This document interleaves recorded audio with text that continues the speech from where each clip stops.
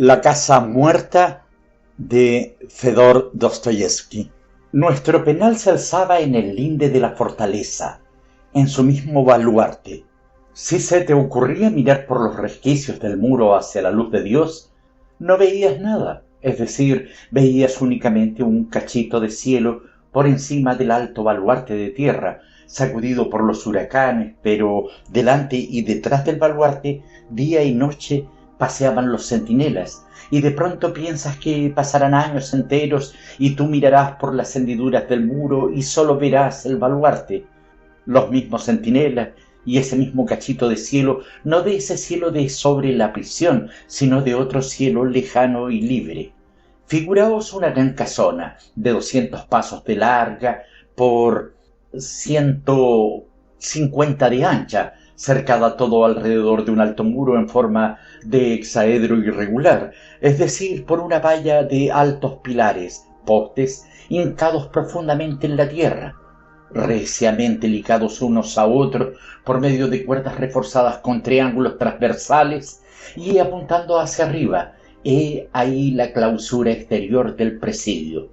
En uno de los lados de ese recinto estaba la puerta del fuerte, siempre cerrada, siempre día y noche, guardada por centinelas. La abrían tan solo cuando era menester para salir al trabajo. Allende aquella puerta estaba el mundo luminoso y libre, vivía la gente normal. Pero de aquel lado del recinto se nos antojaba ese mundo algo así como una historia inverosímil.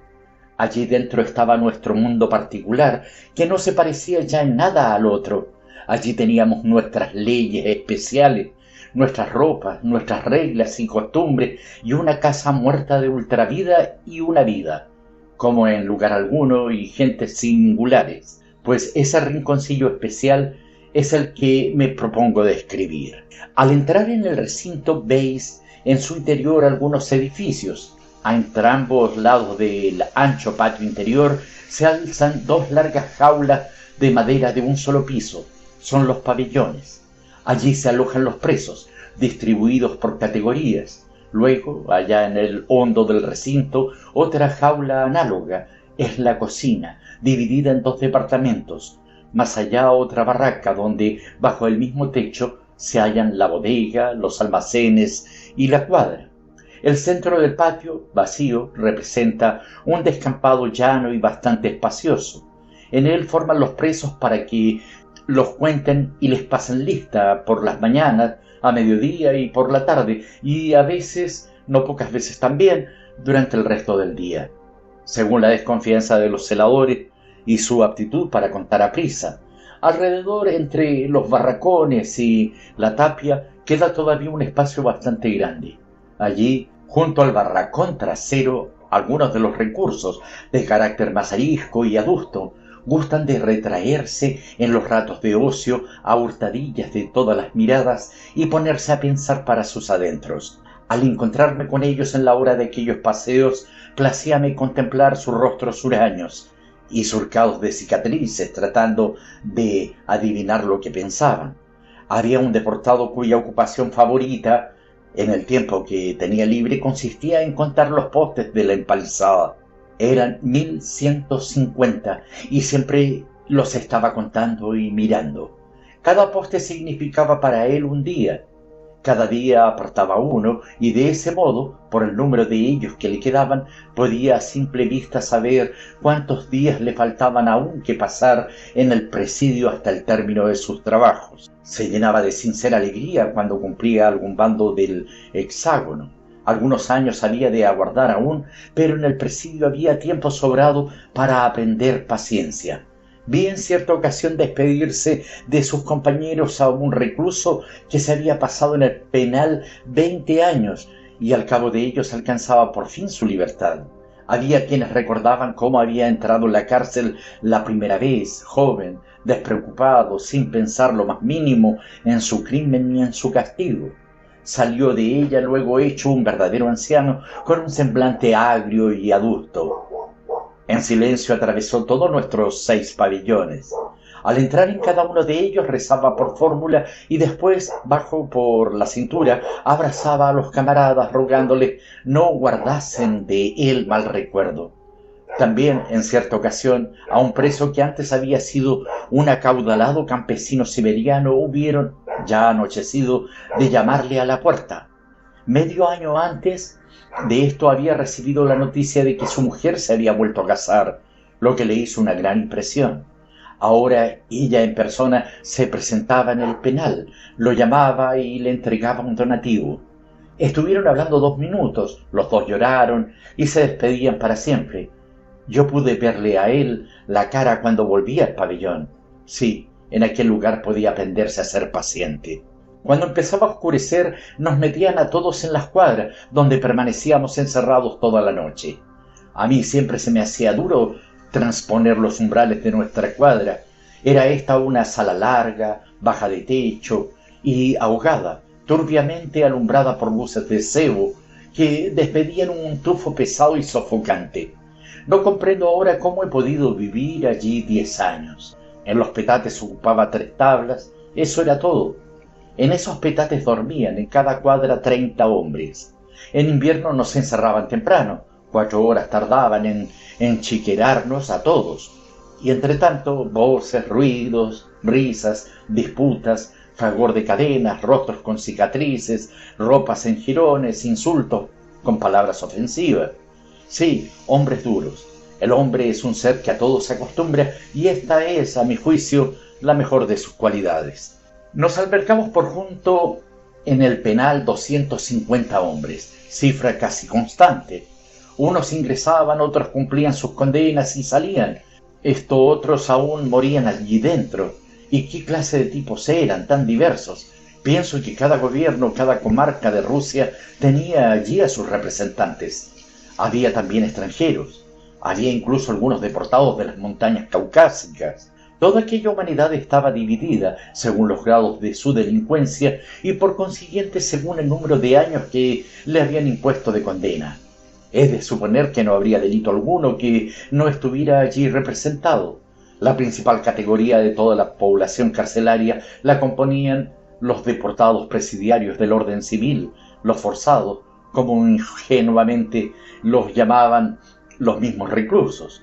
Eran delincuentes totalmente privados de derechos civiles, radicalmente separados de la sociedad, con las caras señaladas, en testimonio eterno de su repudio les habían enviado a trabajo forzado por espacio de 8 o 12 años, cumplidos los cuales los destinaban a algún lugar de la legión siberiana como colonos.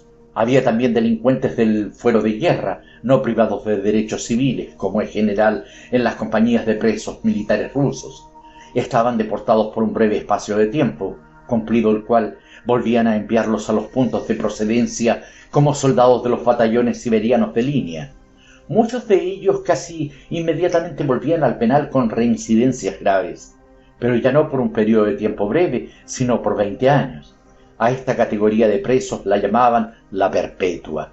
Pero estos perpetuos no estaban tampoco enteramente privados de derechos civiles. Finalmente, había aún otra categoría de delincuentes sumamente extraños, en su mayoría militares, bastante numerosa.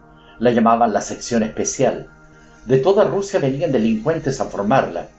Ellos mismos se tenían por perpetuos y no conocían el límite de su condena.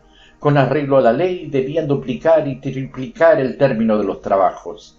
Realizaban en los presidios, antes del descubrimiento de Siberia, los trabajos forzados más duros. Vosotros tenéis un límite, pero nosotros tenemos penal para rato, decían, hablando con los otros a modo de conclusión. Supe luego que habían suprimido esta categoría.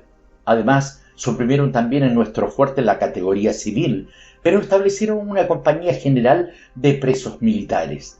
Ni qué decir tiene que también allí se notaba la mano de la administración, pero estoy describiendo algo viejo, hace ya tiempo cambiado y pretérito. Hace ya tiempo que todo eso fue. Todo eso lo veo yo ahora como en sueños. Recuerdo todavía mi entrada en el penal. Era por la tarde, una tarde del mes de octubre. Ya estaba oscureciendo, la gente volvía del trabajo, se disponía a hacer el recuento.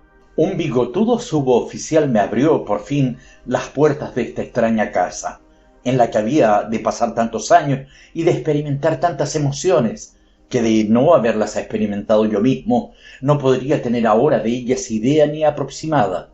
Por ejemplo, nunca he podido comprender este hecho extraño y misterioso de que, durante los 10 años justos de mi encierro, nunca, ni una vez siquiera, ni por un minuto, me encontrase solo. En el trabajo siempre iba en convoy, en la casa siempre con mis 2 compañeros, uno a cada lado, y ni una vez siquiera, ni una sola vez solo, aunque también a eso tuve que acostumbrarme. Había allí criminales ocasionales y criminales de profesión, bandidos y capitanes de bandoleros. Había sencillamente ladrones de bolsas y vagabundos, caballeros de industria de toda índole. Y los había también que lo dejaban a uno perplejo. ¿Por qué estarían en el penal? Pero todos tenían su historia, turbia y densa cual vapor de bruma vespertina. Por lo general, hablaban poco de su pasado, no gustaban de evocarlo y visiblemente se esforzaban por no pensar en él.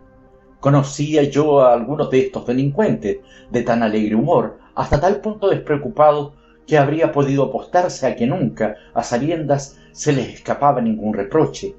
Pero veíanse también caras sombrías, casi siempre silenciosas. Por lo general, rara vez contaba a nadie su vida, ni estaba tampoco de moda, ni era costumbre la curiosidad. ¿Acaso alguna vez se pusiese alguno a hablar de su vida, de puro aburrido, y otro le escuchase fríamente y con gesto hosco? Nadie podía allí mover a admiración a nadie.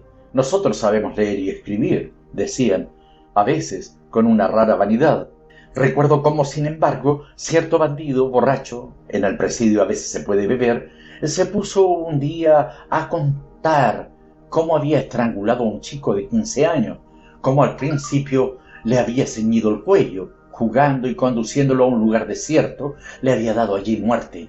Toda la cuadra, que hasta entonces lo había tenido por su bufón, alzó el grito como un solo hombre, y el bandido se vio obligado a callar, y no movida de disgusto alzó la cuadra el grito, sino porque no hacía falta hablar de aquello, porque no era costumbre hablar de aquello. Haré constar que, efectivamente, aquellos hombres sabían leer y escribir, y no en sentido figurado, sino en el literal. En verdad, más de la mitad de ellos sabían leer y escribir. ¿En qué otro lugar, donde la gente rusa se reúne en grandes masas, podríais apartar un grupito de 250 hombres, la mitad de los cuales sepa leer y escribir? He oído decir después que no sé quién, fundándose en datos semejantes a estos, hubo de decir que la instrucción pierde a los hombres.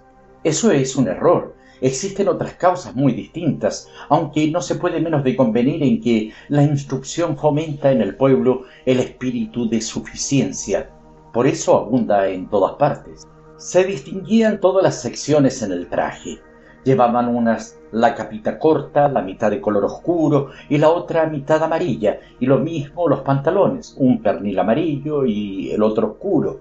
Una vez en el Tajo, una chica que vendía tortas a los presos me estuvo mirando largo rato y de pronto se echó a reír. «¡Oh, qué notable!», exclamó. No tenían bastante paño amarillo ni tampoco les alcanzaba el negro. Había también presos que llevaban todo el capotillo de un solo color, amarillo, pero, en cambio, las mangas las llevaban negras. También la cabeza la llevaban afeitada de modo distinto. Unos tenían rapada la mollera a lo largo, otros de través. A primera vista era fácil advertir ciertos rasgos comunes en toda aquella peregrina familia. La misma voz tajante, la misma estrafalaria distinción que se oponía involuntariamente y hacía que todos procurasen adoptar el tono general en la penitenciaría. En general, diré que toda aquella gente, salvo algunas excepciones contadas, de individuos de una jovialidad inagotable y que por ello se acarreaban el general desprecio de todo el penal. Era una gente arisca, envidiosa, quisquillosa, jactanciosa, irascible y en alto grado formalista. El don de no admirarse de nada era allí la mayor virtud. Todos estaban preocupados con el modo de conducirse en lo exterior. Pero no pocas veces el aspecto de mayor arrogancia se transformaba con la rapidez del relámpago en el más humilde. Había allí algunos individuos de verdadera resiedumbre, eran sencillos y no gritaban. Pero cosa rara, De aquellos individuos fuertes, constantes, algunos eran quejillosos en grado sumo, casi morboso. Generalmente la arrogancia, el aspecto exterior ocupaban el primer término. La mayoría estaba pervertida y se rebajaba de un modo extraño. Chismorreos y juicios temerarios eran continuos. Era aquel el infierno, un verdadero trasunto del Tártaro. Pero contra las leyes interiores y las costumbres vírgenes en el presidio nadie iba a sublevarse. Todos la acataban. Había caracteres que se resistían a acatarlas, que las acataban a duras penas y con mucho trabajo, pero que al fin las acataban. Había en el panel quienes habían premeditado su delito y lo habían consumado con toda voluntad, pero lo sabía también que cometieron el suyo, cual si no estuvieran en su juicio, como sin saber ellos mismos por qué, como en estado de delirio a lo niño, parte por irritabilidad delicada y sensible hasta lo inverosímil, pero allí enseguida los contenían. No obstante haber sido algunos, hasta su ingreso en el presidio, el terror de campos y ciudades. Mirando en torno suyo, el novato no tardaba en notar que allí no podía imponerse, que allí a nadie admiraban, así que enseguida entraban en razón y se sometían al tono general. Este tono general consistía en cierta apariencia de especial y personal dignidad, común a casi todo vecino de la penitenciaría. Precisamente después de todo, el mismo nombre de presidiario constituía algo así como un cargo, y hasta honorable. Ni rastro de vergüenza ni arrepentimiento. Por lo demás, había también cierta serenidad exterior, oficial, por decirlo así, cierto razonamiento tranquilo. Somos gente perdida, decían. Quien no supo vivir en libertad, apechugue ahora con esto. Por no haber querido obedecer a nuestros padres, obedeceremos ahora al redoble del tambor. Por no haber querido bordar en oro, partimos ahora piedras con el mazo. Todo esto lo decían a veces a modo de refranes y en son de proverbios y frases convenidas, pero nunca en serio. Todo eso eran sencillamente palabras. Dudo que uno solo siquiera de ellos sospechase en su interior de su delincuencia. Si se propasara a alguien a dirigirle reproches a un preso con motivos de su delito, a censurarlo, aunque después de todo no está en el alma rusa el acusar al delincuente, los insultos no tendrían fin. Insultan ellos de un modo perfecto, artístico. El insulto lo han elevado a la categoría de una ciencia. Se esfuerzan por herir, no tanto con una palabra ofensiva como con un pensamiento ofensivo, con un espíritu, una idea vejatoria, pero del modo más concluyente y cáustico. Continuas reyertas han ido refinando entre ellos esa ciencia. Toda esa gente trabajó antes a palos, luego era haragana, luego estaba pervertida, y si no lo estaba antes, al entrar en el presidio, se maleó. Ninguno estaba allí por su voluntad, todos eran el uno para el otro, extraños. 4 pares de lápiz, por lo menos, gastó el diablo para acarrearnos aquí, decían. Pero luego chismorreos, enredos, cuentos de faldas, envidias, malquerencias, ocupaban siempre el primer plano de esa vida infernal. Mujer alguna habría podido ser tan hembra como algunos de aquellos desalmados. Repito que había entre ellos caracteres enérgicos, acostumbrados en su vida a aguantarlo o soportarlo todo, templados, duros. A esos, aun contra su voluntad, los respetaban, y ellos, por su parte, aunque a veces también muy celosos de su fama, ponían empeño en no serles gravosos a los demás, no se metían en reyertas inútiles. Se conducían con dignidad inusitada, eran respetuosos y casi siempre obedecían a los jefes, no por espíritu de sumisión ni por considerarlo su deber, sino como en virtud de no sé qué contrato mutuo que a unos y otros reportase ventajas. Por lo demás, los trataban con circunspección.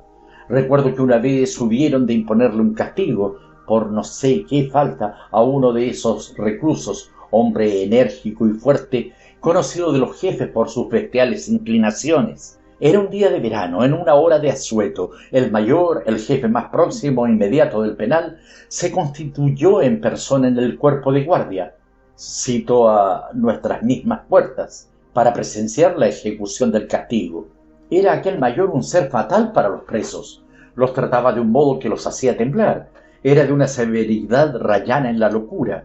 Atropellaba a la gente, como decían los presos. Lo que más le intimidaba a los reclusos era su penetrante e inquisitiva mirada, a la que nada podía sustraerse. Lo veía todo como sin mirar. Al entrar en el presidio ya sabía todo lo que estaban haciendo en el otro extremo del mismo. Los penados lo llamaban 8 ojos. Seguía un sistema falso. Solo lograba empeorar a hombres ya maleados, con sus procedimientos vejatorios y malignos, y de no haber tenido sobre sí al comandante, hombre bueno y sensato, que suavizaba a veces sus salvajes disposiciones, habría provocado con su conducta graves catástrofes. No me explico cómo pudo acabar bien. Se retiró del servicio, bueno y sano, aunque por lo demás le formaron causa. El referido recluso perdió el color en cuanto lo llamaron. Por lo general se ofrecía en silencio y con decisión a los vergajazos. En silencio aguantaba el castigo y luego se erguía como sacudiéndoselo y tomando serena y filosóficamente el percance sufrido. Con él, dicho sea de pasada, usaban siempre mucha severidad, pero aquella vez se consideraba con algún derecho. Se puso pálido y, apartándose despacito del convoy, pudo coger y guardarse en la manga una afilada chaveta inglesa de zapatero. Cuchillas, así como todo instrumento cortante, estaban severamente prohibidas en el penal. Los registros eran frecuentes, inopinados y escrupulosos, y los castigos terribles, pero es tan difícil descubrir a un ladrón cuando se propone esconder una cosa, que los cuchillos e instrumentos cortantes no faltaban nunca en el penal, a despecho de los registros que no daban con ellos. Y si se los quitaban a los reclusos, no tardaban estos en hacerse con otros. Todos los presos se salieron al patio y con la mayor tranquilidad se pusieron a atisbar por entre las rejas de madera. Todos sabían que aquella vez Petrov no se prestaba de buen grado a la zurra y que al mayor le había llegado su fin. Pero en el instante decisivo el mayor montó en su coche y se fue, delegando en otro oficial el cuidado de hacer ejecutar el castigo. «Dios mismo lo ha salvado», exclamaron luego los reclusos. Cuando a Petrov soportó pacientemente el castigo, la rabia se le había ido con la ausencia del mayor. El preso es dócil y sufrido hasta cierto límite, pero de ese límite no es prudente pasar. Efectivamente, nada puede haber más curioso que esos extraños arrebatos de impaciencia y hostilidad. Es lo corriente que el hombre aguante algunos años, se resigne, soporte los castigos más duros y de pronto se revuelva airado por alguna futeza, por una nonada casi sin motivo. Un extraño podría tenerlos por locos y, con efecto, así hay quien lo hace. Ya dije que en el transcurso de algunos años no tuve ocasión de advertir en estos hombres un pequeño indicio de arrepentimiento ni la menor pesadumbre de alma, y que la mayoría de ellos teníanse en su interior por perfectamente inocentes. Ese es el hecho. Sin duda que la vanidad, los malos ejemplos, los pocos años, la falsa vergüenza son las principales razones que tal hecho explican. De otra parte, ¿quién puede decir que ha penetrado en lo profundo de esos corazones desgarrados y visto en ellos lo que tan recatado guardan de todo el mundo? Parece posible, en el decurso de observar algún detalle, sorprender, calar en esos corazones algún que otro rasgo que diese fe de una congoja anterior, de un sufrimiento. Pero no fue así. Por lo que a mí respecta, decididamente no fue así. Sí, el delito, a lo que parece, no puede definirse con arreglo a punto de vista determinados y establecidos, y su filosofía es más difícil de lo que se piensa. Cierto que los presidios y el sistema de los trabajos forzados no mejoran a los delincuentes, a los cuales solo castigan poniendo a la sociedad a recaudo de sus ulteriores tentativas de hacer daño, en atención a su propia tranquilidad. En el delincuente, el presidio y los mismos trabajos forzados no hacen sino fomentar el encono, la sed de placeres velados y una terrible ligereza de espíritu. Pero yo estoy convencido de que con el famoso sistema celular solo se obtienen fines falsos, mendaces, aparentes. Ese sistema le extrae al hombre el jugo vital, le enerva el alma, se la debilita, se la intimida y luego nos presenta a una momia moralmente seca, a un medio loco como la obra de la corrección y el arrepentimiento. Sin duda que el delincuente, al rebelarse contra la sociedad, la odia y casi siempre se considera a sí propio inocente y a ella culpable. Luego que sufrió el castigo que aquella le impuso, se considera ya limpio, absuelto. Se puede juzgar, finalmente desde este punto de vista, que casi sería mejor absolver al delincuente. Pero a despecho de todos los puntos de vista posibles, todos están de acuerdo en que hay delitos que siempre y en todas partes, dentro de todas las leyes posibles, desde el principio del mundo, se consideraron delitos indiscutibles y por tales serán tenidos hasta tanto que el hombre deje de ser hombre. ¿Cuántas historias no escuché en el presidio de los casos más terribles y antinaturales, de los más crueles crímenes relatadas con la sonrisa más inocente y más infantilmente jovial? Particularmente grabado en la memoria se me ha quedado el recuerdo de un parricida. Era de familia aristocrática. Había servido y hecho luego con su padre, setentón, el papel de hijo pródigo. Observaba una conducta perfectamente licenciosa. Estaba entrampado hasta los ojos.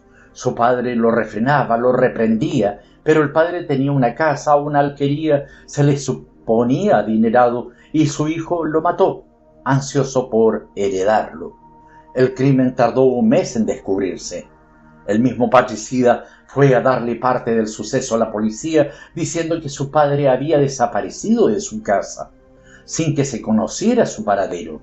Todo ese mes se condujo de la manera más desarreglada, hasta que, finalmente en su ausencia, fue la policía y encontró el cadáver.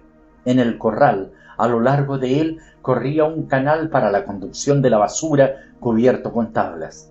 Pues en aquel canal yacía el cadáver. Estaba vestido y peinado, tenía la canosa cabeza casi cercenada, unida al tronco, y debajo de la cabeza el parricida había puesto una almohada. No confesó, era noble funcionario y lo condenaron a 20 años de trabajo forzado. Todo el tiempo que viví con él se mantuvo en una disposición de ánimo excelente, jovialísimo. Era un individuo atolondrado, aturdido, insensato en grado sumo, aunque nada tonto. Yo jamás le noté ningún indicio de crueldad personal. Los reclusos lo tenían en menos, no por causa de su crimen, del cual no hacían mención siquiera, sino por su ligereza de cascos, por no saber conducirse. En sus conversaciones solía a veces recordar a su padre. Una vez, hablando conmigo de la sana constitución hereditaria en su familia, añadió: «Ya ve usted, mi padre, hasta el último día de su vida, no se quejó nunca de ninguna dolencia». Tan brutal insensibilidad resulta naturalmente inverosímil. Se trata de un fenómeno, de alguna deficiencia ingénita, de una monstruosidad moral y física aún ignorada de la ciencia, y no de un simple crimen. Como es lógico, yo no creía en ese crimen, pero sus paisanos, que no tenían más remedio que conocer todos los detalles de su historia, me la refirieron íntegra. Los hechos eran tan evidentes que no había más remedio que creer. Los presos le oyeron gritar una noche en sueño: «Sosténlo, sosténlo, la cabeza, córtale la cabeza, la cabeza». Los presos, casi todos, hablan por las noches y deliran. Insultos, palabras entrecortadas, cuchillos, hachas, es lo que con más frecuencia se les viene a la boca en sus delirios. «Somos gente deshecha», decían, «estamos muertos por dentro y por eso gritamos por las noches». Los trabajos forzados eran no una ocupación, sino un deber. Los presos despachaban su tarea o cumplían las horas legales de trabajo y se volvían al penal. Al trabajo lo miraban con odio, a no ser por su ocupación personal particular, a la que se entregaban con todo el alma y con todo su empeño. No habría hombre que hubiera podido vivir en el presidio. Y cómo si no toda aquella gente desarrollada que había vivido intensamente y ansiaba vivir, congregada allí a la fuerza para formar una pandilla y a la fuerza separada de la sociedad y de la vida moral, habría podido vivir normal y rectamente por su propia voluntad e impulso. De la sola ociosidad se desarrollarían allí en el hombre cualidades delictuosas de que hasta entonces no habría tenido idea. Sin el trabajo y sin cualidades legales y normales no puede vivir el hombre, degenera y se convierte en una fiera. Así que todos en el presidio, siguiendo un impulso instintivo y obedeciendo a cierto sentimiento de propia conservación, tenían su ocupación y su oficio. Durante largos días de estío, todo el tiempo, se los llevaban los trabajos forzados. En la brevedad de las noches apenas sí quedaba tiempo para dormir. Pero en el invierno, con arreglo a las ordenanzas, los reclusos, no bien oscurecía, tenían que estar ya encerrados. ¿Qué hacer en las largas y tristes veladas invernales? Así que cada cuadra, pese a los cerrojos, se convertía en un taller inmenso. El trabajo particular, tener una ocupación, no estaba prohibido, pero sí lo estaba severamente el tener consigo en el penal herramientas sin las cuales no había trabajo posible. Pero trabajaban a escondidas y los jefes, en algunas ocasiones, hacían la vista gorda. Había presos que entraban en el penal sin saber nada, pero allí encontraban quien les enseñase y luego, recobrada la libertad, salían hechos unos maestros en su oficio. Había allí zapateros y sastres y carpinteros y cerrajeros y orfebres y plateros. Había un hebreo, Isaí Bronstein, joyero y usurero también. Todos trabajaban y ganaban copeicas. Los encargos de trabajo les venían de la ciudad. El dinero es libertad amonedada, y por eso para el hombre totalmente privado de libertad resulta 10 veces más preciado. Con solo sentírselo en el bolsillo ya está en medio consolado, aunque no lo pueda gastar, pero el dinero siempre y donde quiera hay que gastarlo, tanto más cuanto que ya, fruta prohibida, es doblemente sabrosa. Pero en el penal había modo hasta de introducir aguardiente. El tabaco estaba severísimamente prohibido, pero todos fumaban. El dinero y el tabaco lo libraban a uno del escorbuto y de otras enfermedades. El trabajo, por su parte, lo salvaba del crimen, a no ser por el trabajo. Los presos se habrían comido unos a otros como arañas en un bote, a pesar de lo cual el dinero y el tabaco estaban prohibidos. De cuando en cuando, por las noches, practicaban inopinadas requisas, confiscaban todo lo vedado y, por muy escondido que tuviesen los reos el dinero, solían dar con él los pesquisadores. De ahí el que no ahorrasen los reclusos, sino que se diesen prisa a gastar. De ahí también el que se bebiera aguardiente en la penitenciaría. Después de cada requisa al culpable, además de privarlo de todo cuanto poseía, le imponían por lo general un severo castigo. Pero después de cada requisa, inmediatamente se colmaban los vacíos, inmediatamente se introducían nuevos objetos y todo volvía a estar como antes. Y los jefes lo sabían, y los presos no murmuraban contra los castigos, no obstante parecerse aquella vida a la de los que habitan en las laderas del Vesubio. El que no sabía ningún oficio se las ingeniaba de otro modo.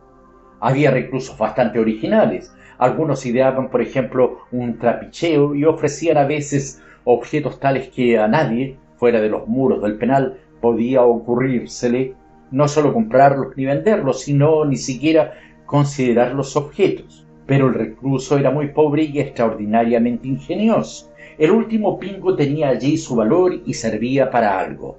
En razón de la pobreza, también el dinero tenía en el presidio un valor muy distinto del que posee en la libertad.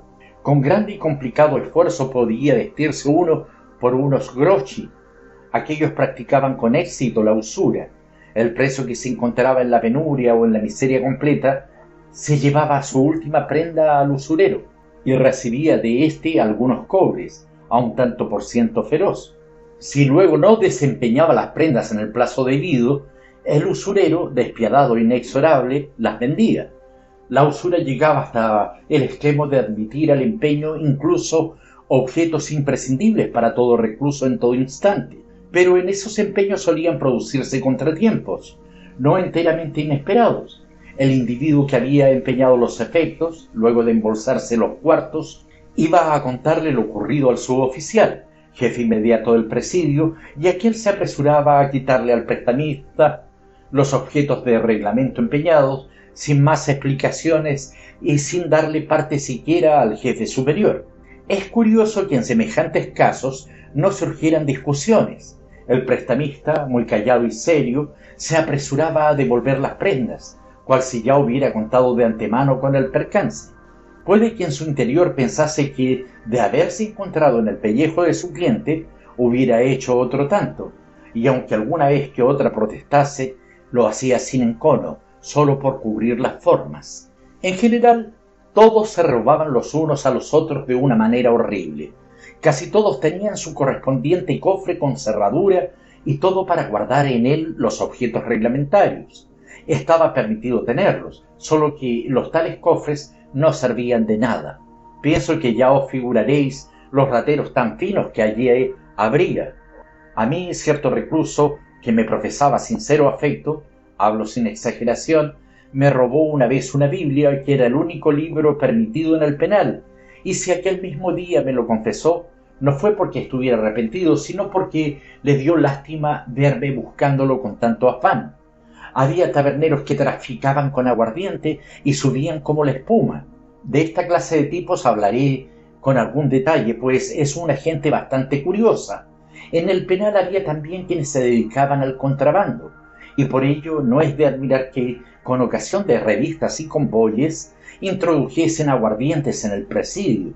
Ahora bien, el contrabando por su propia índole es un delito enteramente especial. Es posible, por ejemplo, imaginarse que el dinero, el lucro, solo represente para el contrabandista algo secundario, algo que no ocupa el primer término. Pues así es, en realidad. El contrabandista trabaja por placer, por vocación. Es hasta cierto punto un poeta. Se expone a todos los peligros, se coloca en un trance de terrible inquietud, tiembla, se devana los sesos, sale como puede del apuro, a veces, hasta tiene inspiraciones. Esta afición es tan fuerte como el juego de cartas. Conocí en el presidio a un recluso de una apariencia física gigantesca, pero tan ingenuo, apacible y mansurrón que no podía uno figurarse por qué causa habría ido a parar una penitenciaría. Tan pacífico era y tan comedido con todos, que en todo el tiempo que estuvo en el penal nunca riñó con nadie, pero era de la frontera occidental. Se había dedicado al contrabando y, como es natural, no podía reprimirse y se dio traza de introducir allí aguardiente. ¿Cuántas veces no lo castigaron por ello y cuánto miedo no les tenía a las baquetas? Y diz que el contrabando que allí ejercía con el aguardiente le producía unas ganancias verdaderamente insignificantes. Con aquel mosto solo se enriquecía el contrabandista. Aquel pobre chico amaba el arte por el arte. Era tan tímido como una hembra, y cuántas veces después de sufrir el castigo juraba y perjuraba que no volvería a las andadas, y haciendo un gran esfuerzo lograba cumplirse la palabra por espacio de un mes, pero a lo último la tentación podía más. Gracias a esos individuos no escaseaba el aguardiente en el presidio. Había, en fin, también otra fuente de ingresos que no enriquecía a los penados, pero que era de índole real y benéfica. Me refiero a los donativos. La clase alta de nuestra sociedad no tiene idea de cómo velan por los desgraciados los comerciantes, los artesanos y todo nuestro pueblo. Los donativos eran constantes y casi siempre consistían en pan, té y bollitos, y muy rara vez en dinero. A no ser por aquellos donativos, muchas veces el preso, sobre todo si está pendiente de juicio y sometido, por tanto, a un régimen muy severo, lo pasaría bastante mal. Los donativos se distribuyen con religiosa equidad entre todos los presos y cada uno de ellos recibe irremisiblemente su parte. Recuerdo que yo la primera vez recibí un donativo en metálico. Era a poco de haber ingresado en el presidio. Volvía del trabajo matinal, solo separado del convoy. En dirección contraria venía una madre y una hija. Esta última, una chica de 10 años, linda como un angelito. Yo ya las había visto otra vez. La madre era viuda de un militar. A su marido, un joven soldado, le formaron causa y murió en el hospital, en la cárcel, en ocasión de estar yo allí también enfermo. La mujer y la hija habían ido a despedirse de él. Ambas estaban hechas un mar de lágrimas. Al verme, la chica se puso muy colorada y le dijo por lo bajo algo a la madre. Esta enseguida se detuvo, buscó en su bolso un cuarto de copeica y se lo dio a la niña. Esta echó a correr tras de mí. «Ande, desgraciado, tome, por amor de Dios, este ochavico», gritó plantándose delante y poniéndome la monedita en la mano. Yo cogí la moneda y la niña se volvió al lado de su madre, muy ufana. Aquella monedita la llevé mucho tiempo conmigo.